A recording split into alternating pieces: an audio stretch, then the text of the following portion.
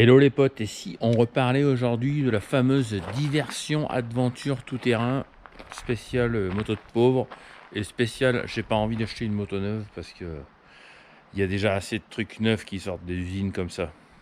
Sauf que ma problématique à moi, c'est que j'ai un petit garage de moto et la saison commence et on est toujours comme tous les cordonniers les plus mal chaussés. Quand il s'agit de s'occuper de sa propre bécane, t'as les mains dans le dur toute la journée. Et il est vrai que je suis seul dans mon petit garage. Bon ben je l'ai signé, hein, je l'ai choisi. Mais du coup, il faut que je me tape toutes ces bécanes qui doivent sortir imminemment pour que les gens aillent profiter des beaux jours. Et c'est pas facile de pouvoir tourner quelques images et faire un petit peu l'apologie de cette diversion qui va me permettre très bientôt d'ailleurs de partir faire un fameux road trip avec mes potes. Un road trip qui va encore mettre à l'épreuve la moto dans le dur, avec beaucoup de kilomètres dans des conditions difficiles en très peu de jours.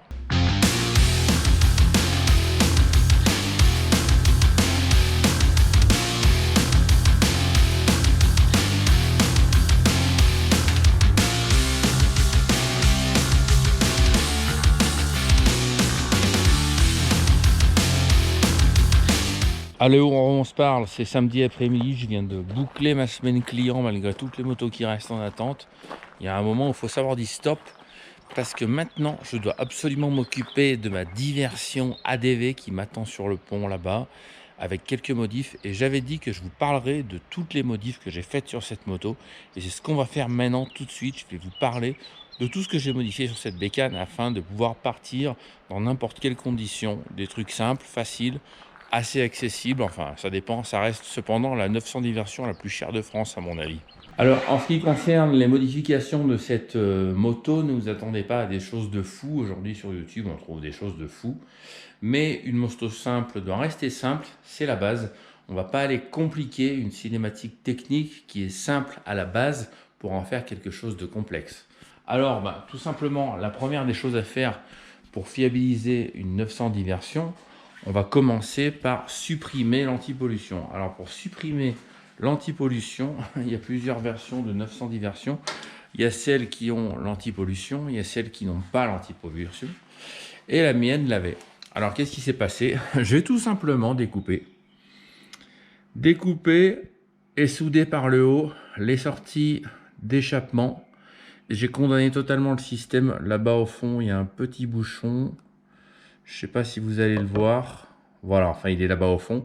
Le bouchon qui fait rentrer les gaz d'échappement par la boîte à air. Condamnation des sorties d'échappement sur les culasses. Ensuite, pipe d'admission de 750 FZX complète avec les pipes rabotées, joint neuf. Ensuite, comme vous l'avez vu, la ligne d'échappement. Ligne d'échappement faite sur mesure avec les crash bars de chez IDS que j'ai renforcé, j'ai refait toutes les soudures, je les ai passées à l'époxy, je les ai repeints. Ensuite, j'ai changé tous mes câbles d'allumage, ils commençaient à être vieux, j'ai pris des câbles d'origine chez YAM. Le train avant 2000 FZ1 avec les freins, la jante, les axes complets, les tubes de fourche neufs avec l'été de fourche. Voilà. Ensuite, un alternateur un peu plus récent que j'ai démonté, j'ai refait les charbons, j'ai changé les roulements, j'ai tout refait à l'intérieur. On passe à la partie réservoir. Alors le réservoir, bon, je vais pas l'ouvrir en deux, hein. Je l'ai nettoyé, j'ai renforcé ma jauge en améliorant la fixation. Et du coup, c'est la jauge d'origine, elle est toujours pas cassée. En ce qui concerne le poste de conduite, on est sur du super simple. Alors voilà, c'est un guidon de Buell Ulysse qui est très difficile à trouver, mais qui convient parfaitement à cette moto. Avec des pontées de 600 Transalp PD06 que j'ai repercé modifié. Un petit accroche GPS Technoglobe pour mettre dans une pochette étanche. Un petit chargeur USB avec un interrupteur pour les phares additionnels que je vais vous montrer plus tard. Ensuite, j'ai commandé des rétroviseurs assez larges parce que je veux pouvoir avoir une bonne visibilité. Ça peut paraître un peu bête après toutes ces modifs, mais j'ai quand même gardé les clignots d'origine. J'aime bien garder les clignots d'origine. C'est visible, tu ne te fais pas remarquer par la maréchaussée. Et ensuite, je peux vous parler de ce petit projecteur agricole qui éclaire plutôt pas mal, mais que je vais remplacer par ce projecteur qui éclairera beaucoup mieux et qui sera placé à l'opposé, pour vraiment avoir un éclairage des bas-côtés au niveau de la route, parce que c'est ce qui m'inquiète le plus, les sorties d'animaux, etc. Je roule souvent en pleine nuit, dans des conditions difficiles, le froid, la neige, la pluie, et il faut vraiment améliorer la visibilité de ce phare absolument merdique sur cette moto, et ce petit projecteur que je vais remplacer par ce projecteur va vraiment m'aider pour pouvoir gagner en sécurité. Et en ce qui concerne le moteur en particulier, j'ai changé ma chaîne de distri. J'ai mis une chaîne de distri d'origine avec tous les patins, un pastillage, un joint de cache culbuteur tout neuf, histoire de garantir. Comme vous pouvez le voir, il n'y a aucune fuite, la présence d'huile. Le moteur n'est pas particulièrement lavé, il présente plutôt bien, il est assez propre. Si on parle du freinage en particulier, j'ai monté des disques BC qui m'ont coûté une fortune, mais je ne vous raconte pas la progression sur le freinage. J'ai un freinage tout simplement hallucinant. D'ailleurs, le pneu s'en remet pas sur les freinages. Il part en copeaux, c'est un truc de fou, avec des plaquettes qui payaient pas de mine, c'est des plaquettes TRW en métal frité qui étaient vraiment pas très chères.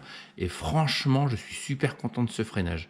Pour la fourche, je l'ai laissé d'origine, j'ai juste modifié un petit peu les clapets au niveau de l'hydraulique pour avoir un rebond un petit peu moins fort et un petit peu plus progressif. Et maintenant, si on parle du frein arrière, eh ben, c'est logé au même titre que l'avant chez EBC avec un disque un petit peu amélioré, un pôle plus épais que celui d'origine, plaquette TRW toujours du même acabit en métal frité et un petit DOT 4 vraiment particulier que j'emprunte à la gamme Harley Davidson. Je l'achète chez Motor Store House en Hollande. Il est vraiment spécifique, il ne jaunit jamais en fait, c'est ça qui est bien. Il se charge beaucoup moins en eau que les autres. Donc en ce qui concerne les pneus, je vais changer bientôt. Au lieu de rouler sur des Scorpion Rally, on passera sur des TKC 70 Rocks, un petit peu plus conformes sur usage routier. C'est vrai que quand je fais des longues distances, quand je prends un parcours routier sur une liaison un peu longue, les Scorpion Rally, c'est un petit peu dur quand même au niveau des oreilles. Ils sont assez bruyants. En ce qui concerne la suite des modifs que je vais faire sur cette moto, il y en a encore à faire, j'ai pas mal de taf. Je vais m'accrocher une petite boîte étanche militaire que voici. Alors l'avantage de cette petite boîte, c'est qu'on peut greffer un deuxième chargeur à l'intérieur. Elle dispose d'un joint qui permet de s'affranchir des infiltrations d'eau. Donc il va falloir fixer ça correctement sur le porte-bagages. Je vais faire une plaque de renfort avec cette grosse pièce d'acier de 5 mm d'épaisseur. J'avais initialement monté une batterie Solis et je suis vite revenu à la batterie d'origine. La batterie lithium, ça convient pas à cette moto, l'alternateur ne travaille pas correctement. Donc j'ai remonté une batterie Yuasa de base à l'emplacement d'origine. Je voulais la placer sous la selle, mais je préfère garder cet espace pour transporter des outils et pour pouvoir avoir de la disponibilité, mettre des choses. Il y a quand même un petit peu de place sous cette selle de 900 diversions. Mine de rien, on peut caser pas mal de trucs. Une durite où tu tombes d'essence, des outils, un petit peu de matériel de secours, même des pansements. Moi, je me fais souvent mal quand je roule, je me brûle, je tombe, pas forcément, mais je me pique ou je me fais mal aux yeux. Enfin bon, une vie de baroudeur, quoi. Alors un autre point qui commence vraiment à me poser question, c'est que j'avais supprimé la roue avant de la Div à la base, qui comportait un entraîneur pour le compteur, et là je n'ai plus de compteur. Donc je ne sais pas encore trop comment je vais m'y prendre. Soit j'installe un tout nouveau système relié par GPS, soit avec un capteur. J'aimerais bien trouver un système qui puisse comporter une navigation pour éviter d'avoir un GPS en plus, et puis toutes les informations nécessaires à la conduite. Alors le prochain sujet technique qu'on traitera sur cette 900 diversion, ça sera le compteur. Par quoi je vais le remplacer, par quoi je vais pouvoir condenser mes informations en un seul et unique appareil. Et j'avais oublié aussi de vous parler des poignées chauffantes Technoglobe. Alors bon, les poignées chauffantes, vaste débat. Est-ce que nécessaire, est-ce que c'est pas nécessaire? Personnellement, les poignées Technoglobe, je les trouve pas géniales. Je trouve qu'elle chauffe jamais pareil, qu'elle met beaucoup de temps à monter en température. Quand il fait froid, bah, elle chauffe pas. Quand il fait chaud ou que l'air se réchauffe, bah là c'est à ce moment-là qu'elle se met à chauffer. Je pense et je reste persuadé que les manchons, les gants de pingouin qu'on met sur le guidon sont la meilleure solution pour avoir chaud aux mains. Alors il ne faut pas oublier que ça reste une moto des années 2000. Là j'ai réussi quand même à faire un truc qui tient vraiment la route. J'essaye des motos tous les jours dans les motos de mes clients. La moto, telle qu'elle est vendue dans le circuit du concessionnaire, elle n'est jamais vraiment adaptée à la personne, elle est plutôt adaptée à tous.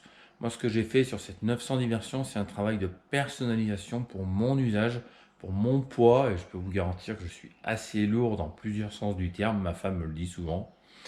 Mais ce qui se passe, c'est qu'au final, cette 900 diversion commence à me coûter pas mal de fric. Je dirais qu'elle m'a coûté facilement plus de 3000 balles. Déjà, trouver un train avant de FZ1 avec les freins, c'est déjà compliqué en bon état. Je me suis quand même tapé 2 fourreaux et des tubes de fourche neufs qui étaient quand même très difficiles à trouver. J'ai reçu une fourche au départ qui était en très mauvais état. Les disques baissés, c'est quand même le top du top. Ne parlons pas du tarif, je vais tomber dans les pommes. C'est un truc de fou. Je ne suis évidemment pas sponsorisé pour faire cette vidéo. Trouver le temps aussi, puisque le temps, ben, c'est de l'argent aujourd'hui. On jure que par ça. Si tu as du temps, au final, tu es plus riche que si tu avais de l'argent des fois. Et bon, au final, cette moto me correspond à 100%. Si je devais la remplacer, je ne sais pas trop par quoi je la remplacerais. Sûrement une sorte de FJR 1300 que j'essaierai d'enduriser un petit peu, mais ça reste quand même une moto beaucoup plus lourde. Je sais pas, je sais pas. Elle me donne tellement de satisfaction, en fait, j'en suis trop content. J'adore cette bécane. Quand je roule avec, j'ai vraiment le sourire aux lèvres.